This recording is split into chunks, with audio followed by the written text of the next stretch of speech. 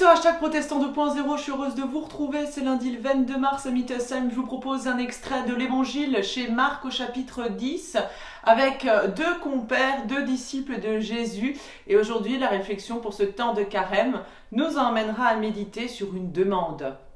Jacques et Jean, les fils de Zébédée, vinrent auprès de Jésus et lui dirent « Maître, nous désirons que tu fasses pour nous ce que nous te demanderons. »« Que voulez-vous que je fasse pour vous ?» leur dit Jésus. Ils lui répondirent « Quand tu seras dans ton règne glorieux, accorde-nous de siéger à côté de toi, l'un à ta droite, l'autre à ta gauche. » Mais Jésus leur dit « Vous ne savez pas ce que vous demandez.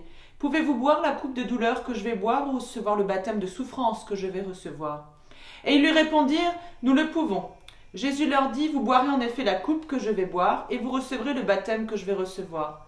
Mais ce n'est pas à moi de décider qui siégera à ma droite ou à ma gauche. Ces places sont à ceux pour qui Dieu les a préparées. » Alors quand les 10 autres disciples entendirent cela, ils s'indignèrent contre Jacques et Jean. Alors Jésus les appela tous et leur dit « Vous le savez, ceux qu'on regarde comme les chefs des peuples les commandent en maîtres, et les grands personnages leur font sentir leur pouvoir.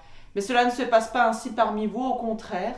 Si l'un de vous veut être grand, il doit être votre serviteur, et si l'un de vous veut être le premier, il doit être l'esclave de tous. Car le Fils de l'homme lui-même n'est pas venu pour se faire servir, mais il est venu pour servir et pour donner sa vie comme rançon, pour libérer une multitude de gens. » On peut le dire, ici Jacques et Jean veulent être les VIP du royaume.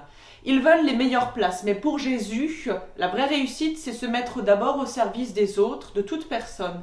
C'est aller aussi jusqu'au bout de ses convictions, au risque même de souffrir, voire même de mourir, comme le Christ lui-même l'a vécu. Alors sur ce chemin de carême, où nous montons jusqu'à Pâques pour cette année, rappelons-nous cette parole, il n'y a pas de meilleure place, en tout cas le Seigneur se tient aux côtés de nous, quelle que soit la place, le lieu où nous nous trouvons.